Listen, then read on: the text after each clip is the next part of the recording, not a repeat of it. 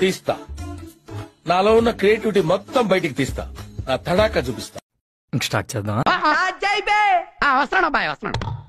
It's laughing time.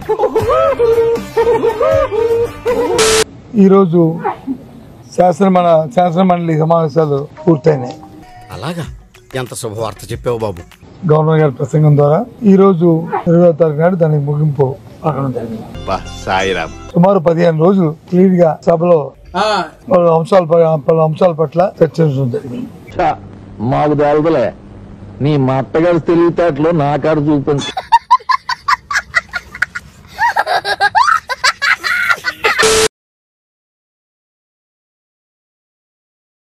Overall గా చూసుకుంటే ఒక ప్రధాన ప్రతిపక్షంగా, కొంతమంది ప్రతిపక్ష అని చెప్పలేములేండి, ప్రతిపక్షం లేదు కదా,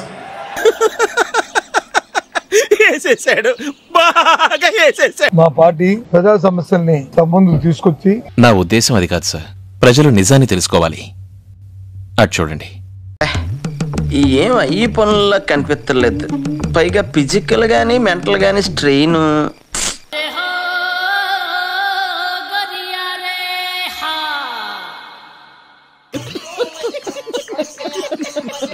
ప్రభుత్వం ద్వారా వాటికి సమాధానం తెప్పించి సమస్య పరిష్కారాలు చేయడానికి చాలా ప్రయత్నాలు చేస్తాం.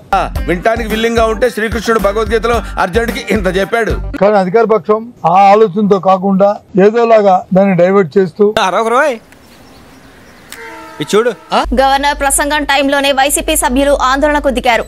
అసెంబ్లీలో ప్రతిపక్ష హోదా ఇవ్వాలని నినాదాలు చేశారు. దీంతో సభలో కాసేపు గందరగోళం నెలకొంది.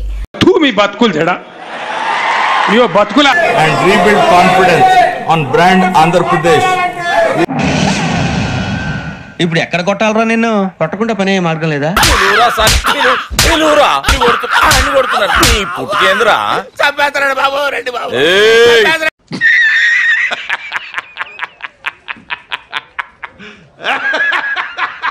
వారికి ఆఖరికి మార్షల్ని కూడా తీసుకొచ్చి మమ్మల్ని సగం నుండి బయటకు వెళ్ళిపోవడానికి కారణమవుతున్నాయారు. ఎంత ఘోరం జరిగిపోయిందిరా. ముఖ్యంగా ఏదైతే ఈ ఎన్నికల్లో అధికారంలో తెలుగుదేశం పార్టీ కూటమి ప్రభుత్వం రావడానికి కారణాలైన సూపర్ 6 గానీ, నీ ఒపీనియన్ ఓడరా అడిగిండు, మాకే నీ మీద ఒక ఒపీనియన్ లేదు, లేకపోతే విద్యార్థికి ఇస్తానన్న నిరుద్యోగులు గానీ, మిగతా అంశాలన్నీ కూడా దేశంలో పక్కోడు పని మీద ఉన్నంత ఇంట్రెస్ట్ సొంత పని మీద ఉండదు జనాలకి. నెరవేర్చడమే కాకుండా ఈ బడ్జెట్, ఈ సమావేశాలు దానికి కావాల్సిన నిధులు కూడా పూర్తిగా కూడా కేటాయించకుండా ఇవన్నీ కూడా రేపు ఎల్లుండి మళ్ళీ ఒక సుదీర్ఘమైన ప్రస్తావన పెట్టి ఏం మాట్లాడుతున్నారా నువ్వు? ఏ రోజు ఏ విధంగా ఏది చేశారని మీ ద్వారా రాష్ట్ర ప్రధానికి తెలియజేస్తాం. వాడు చెప్పేది ఏమిటో అర్థమైతే యాక్షనో ఏదో ఒకటి తీసుకోవచ్చు. అసలు ప్రభుత్వానికి చిత్తశుద్ధి కనిపించలేదు నాకు. ఏం అర్థం కాకుండా మాట్లాడుతున్నాడు వాడు. ఇంత పెద్ద ఎత్తున మాకు మ్యాండేట్ ఇచ్చారు. వారి ఆకాంక్షలు వారికి అనుగుణంగా కార్యక్రమాలు చేయాలి.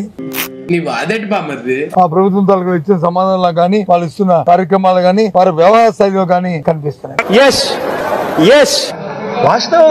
చాలా దురదృష్టం, చాలా దురదృష్టం. ఏంటిది మాకేంటిది అంటున్నాను.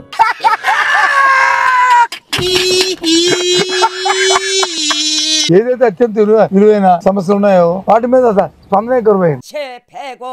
2016년 1월 6일 10시.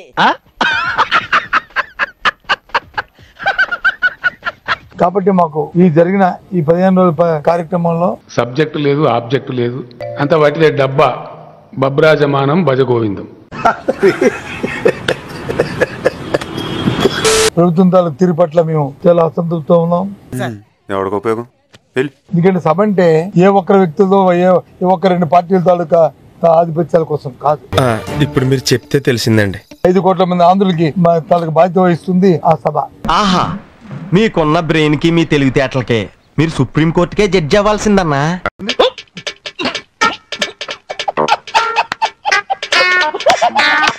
దానికి తగ్గట్టు మన వ్యవహారాలు కానీ, మనం ఇచ్చే ప్రొసీడింగ్స్ కానీ,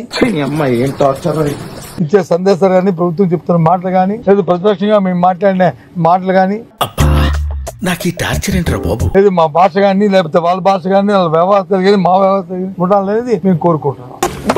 నమస్కారం, ఇష్టం వచ్చినట్టు చేసుకో.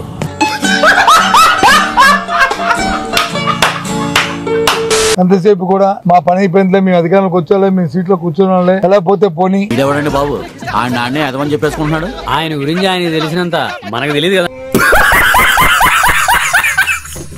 మేము ఇంకా మా పని ఈ రాష్ట్రాన్ని దోచుకోవడమే మా పనిని. కరెక్ట్, ఇది కరెక్ట్ గా చెప్పావయ్యా. దోచుకో, పంచుకో, తినుకో. నీలో నాకు నచ్చేది ఇదేరా.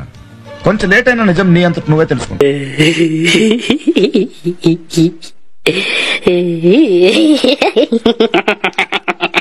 అయిందా టైం? ఓకేనా? Thank you.